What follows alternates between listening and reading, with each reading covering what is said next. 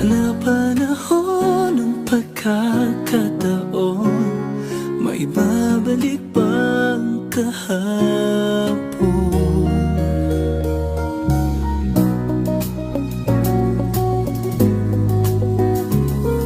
Natatandaan mo pa ba nang tayong dalawa ay unang nakita? Panahon ng kamusmusan,